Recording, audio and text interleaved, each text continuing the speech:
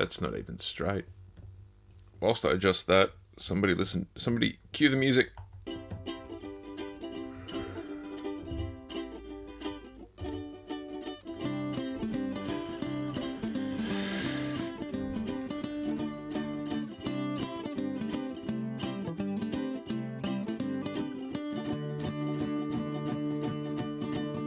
This is the Daily Freakout Weekend Edition, the Weekend Freakout. I'm still adjusting things.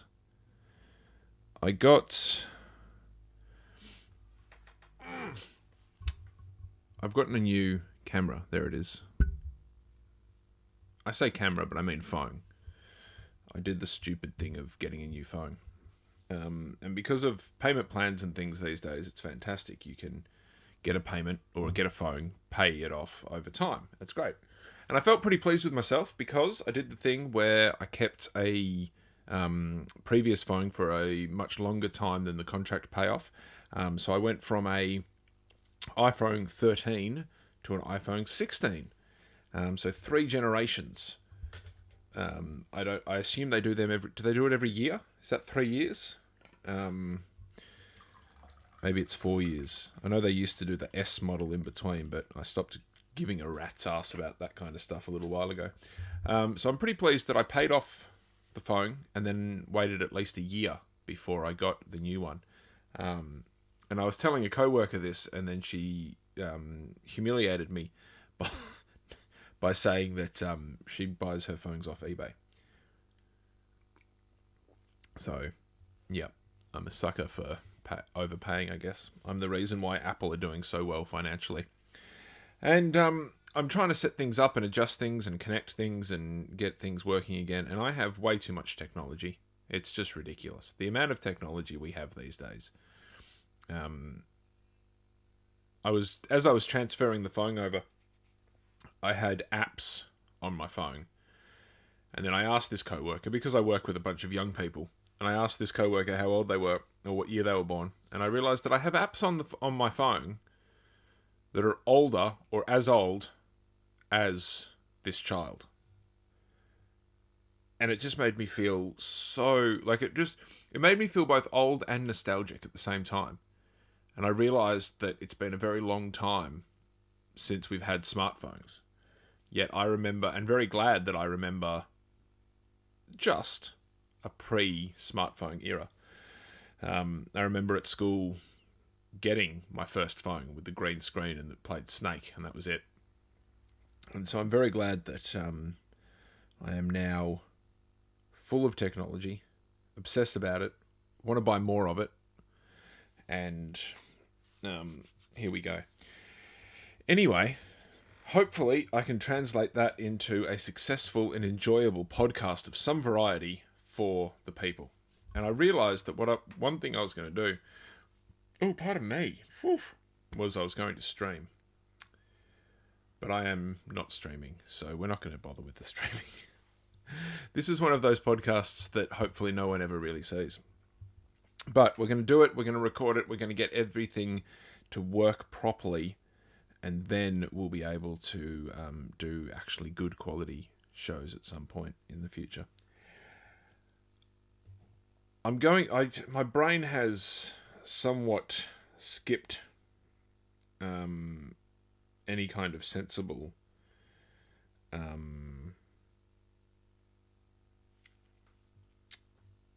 logic, reason, meaning, that kind of stuff.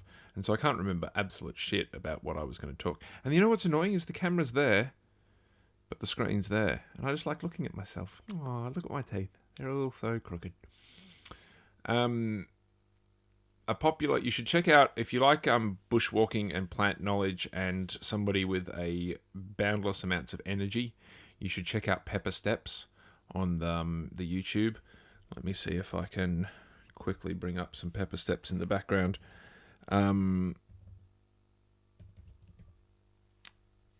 She is a delightful young lady. And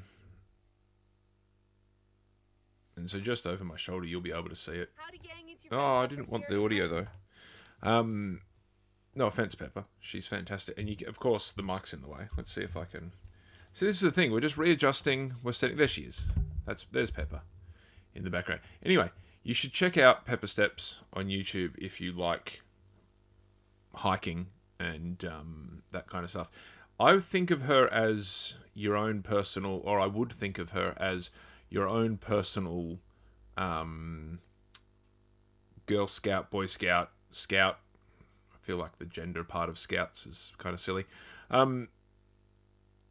Slash forestry worker slash whatever. Telling you all about the environment and all that kind of stuff.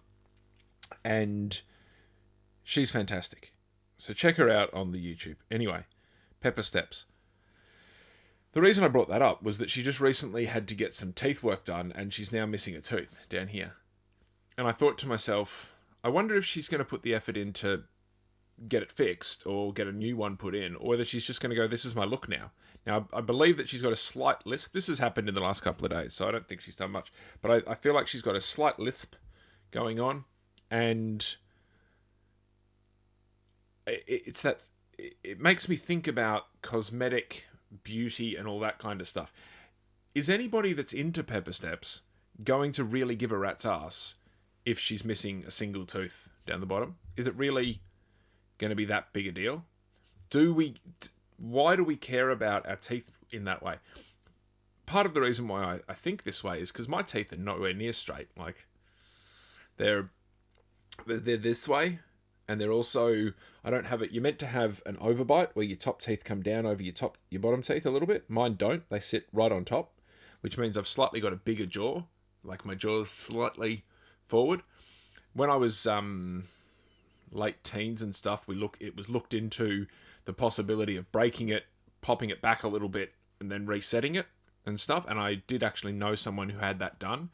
And it changed her complete face for the positive, to be honest. She had like a pixie vibe afterwards. I have no idea what she's doing now. And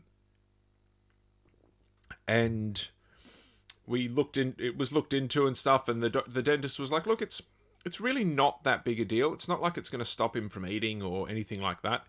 And I just said, no, I'm good. Let's leave it at that. We don't need to bother, because I was just like, I'm not that cosmetically inclined. I don't really care that much. And now this tooth is growing. If these are my front two teeth, that tooth is sort of growing like that, coming out a bit. And if I feel it with my tongue and stuff, you can really feel the different heights and stuff, and the way it sits on my bottom teeth and all that kind of stuff. But I'm not a cosmetically worried kind of guy. Like, look at me. This is not a quote-unquote pretty face. I know I'm not like dog ugly or anything. And in this, again, I'm not looking at the camera. I'm looking just off. In this light, the nose looks much bigger than normal. I've got a slightly protruding. My nose is not small. It does sort of, in certain lights and in certain angles and stuff, it looks like I've got a big nose. But I don't care. I really don't. If Pete Townsend can have a career with a big nose, then what do I care? It just doesn't matter. And I know that some people worry about that stuff. It matters and all that kind of stuff. But I gave up on that quite a while ago. It's part of the reason I have the self-diagnosis that I have. In that I just don't... I like getting dressed up into a nice suit. I like looking appropriate, looking good, that kind of thing. I do trim off the beard every now and again for certain things. This needs a trim, the mustache. We're almost at a evil villain level. There we go. That's pretty good. I definitely need to trim it along here because it's getting in the way of eating. Oh, pardon me. But, I mean, this is not good. This side stuff here, it's not the best beard at all. And it doesn't bother me. I go for laughs more than looks. And if you need something heavy lifted, I can lift it. And it just gets me thinking that a young, like Pepper, thinking of people like Pepper, a young girl, I think she's in her 20s or something. can't remember. Not something I think about. She's doing YouTube, so she's doing things in the public eye. She's doing media influence, content, whatever you want to call it. Same kind of crap I'm doing, but she's doing it much more successfully because she's got more personality than me. And there's those certain societal standards and expectations that we have on people, and young girls in the public eye are one of those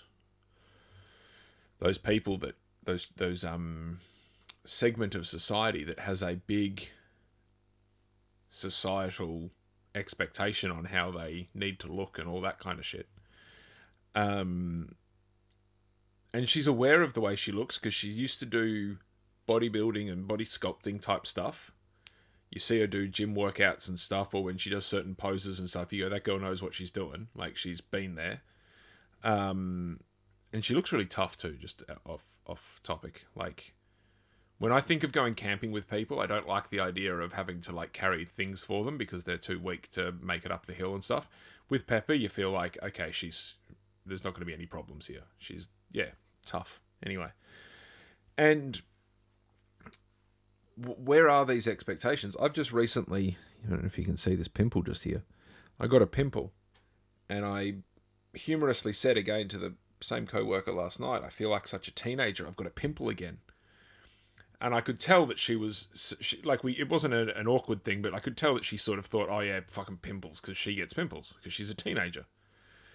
And she's a girl, and this idea of girls have to have flawless skin and all that kind of crap. You have to have skin like a baby. It's like, no, you don't. Why do you have to have skin like a baby? You're a teenager. Be a teenager. Allow it to be a teenager. If you do some face stuff, scrubs and moisturizers and all that kind of stuff, and you do reduce those blemishes or what have you, and you look smooth and what have you, that's great. Hey, great. Whatever. But the idea that because you don't, that's a negative, that's something that annoys me.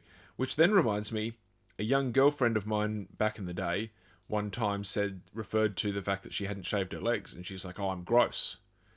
And I was like, you're not gross. You've got a bit of hair on your legs. That's not gross. Anyone who likes you and loves you for you isn't going to give a rat's ass about a thing. If you want to shave it or wax it or whatever, yes, smooth skin can be very nice. Especially on a woman. Our white Western societal expectations have made us think that that is positive. And I'm a big fan of a smooth leg and a smooth lady. That's great. But a smooth guy is just as good too, isn't it? Or is it society? Now, here's the thing. Is it society telling us that? Or is there actually some reason why, quote, like a cliched man with a hairy chest is a positive thing? I saw a Melbourne artist, Melbourne, I think, Australian at least, artist Peking Duck. Let's see if we can do a real multimedia show here.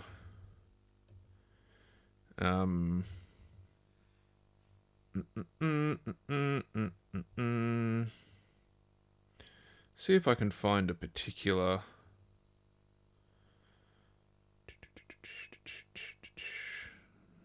No, I can't seem to find the exact one that are they Aussies? I don't know. I thought they were. I sort of just assumed they were, but they look like they're Australian. Adam Hyde and Ruben Stiles are Australia's favourite duo.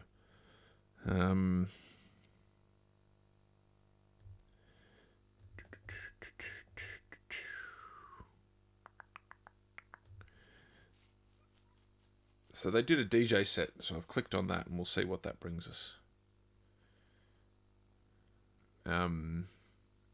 Anyway, the reason why I brought this up was that that guy right there, has a very hairy chest. And in this one clip that I saw, he had his top off and he was a bit sweaty and they were going for it. And I was like, you know what? I am not attracted to men, but I get it. I understand why people would get excited by that look. There was something about him. He had the charisma and he had the confidence and all that kind of stuff. He's got the mustache and he's got the curly hair popping down. I've been told by numerous people that long hair on guys can be quite attractive. Part of the reason I'm growing it out a little bit at the moment, it's getting quite long. And I wonder if that's more than just society. Is there some kind of evolutionary biology or some kind of thing like that makes us think that that hairy chests on guys is good and smoothness on women is good? I don't know, but we'll find out in the future. I'm going to skip ahead on this track and I'm going to bring it in because I have that feature just a little bit. This is probably going to get it demonetized, but luckily at the moment not enough people watch this and I don't get enough money from it. Let's skip forward and see if he gets his top off, because he's got his singlet on. He's taken his jacket off.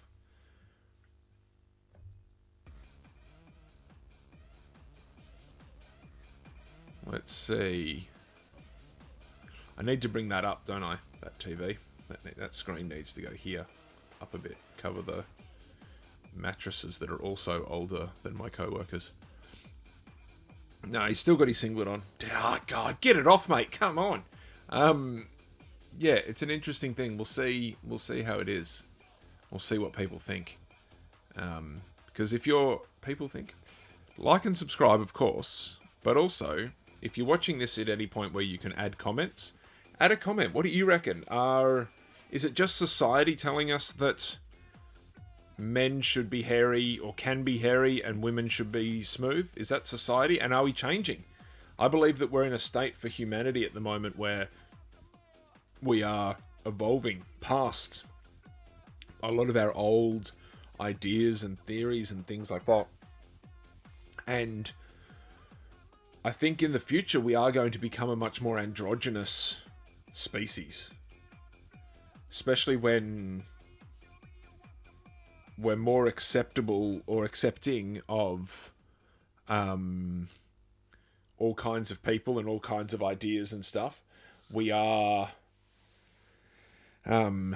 becomes less important to be male and female. It's literally just person and person, because that makes a lot of sense. If you find someone who happens to be male but also makes you feel good, helps you with the chores and all that kind of stuff, then that's your partner. There's nothing wrong with that.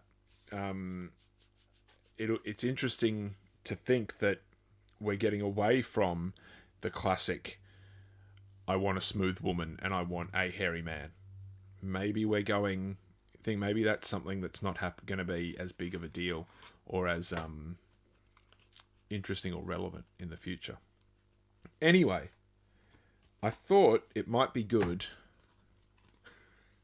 to do a magic trick, because I can do like a coin magic trick like this one where you get the coin and you blow it away like that. Like, that's relatively easy, even though I wonder if I did that very well, because I don't think I did. But I've been practicing this one where you get a card and I screwed it up. Awesome. This is great. Yeah. I'm trying to do this. I've set this up so that I can record this, put it up, and it can hopefully go to the audio version with no issues. And you'll get to, the people listening just to the audio version will have to go across to YouTube to see the video version. But that means I shouldn't really be doing visual references and magic tricks, because it ruins it a little bit there. But anyway, what I'm going to do, though, is I'm going to cut it a little bit shorter than normal. My goal in the future is to go for 30 minutes. No one is going to listen to 19 minutes so far, or 19 minutes of this episode. So that's good, because it's such a test episode and I'm just trying out things and stuff. And we'll get to being smooth and professional and stuff at some point. Maybe. You never know. But for now, I'm going to call that at the end of the episode at 20 minutes. If you did get to this far, put a like and a subscribe. Go talk in the comments and tell me what was good, what was bad. Tell me what I can improve. Tell me the audio sounded pretty decent. Tell me the visual was terrible. Blah, blah, blah. All that kind of stuff. Anyway, thank you very much. And check out the Daily Freakout headlines. Check out the Daily Freakout, hopefully coming on Monday if this weekend Freakout works. And I'll see you, probably never, because you're probably never going to... I'm a bit pessimistic, sorry. Bye.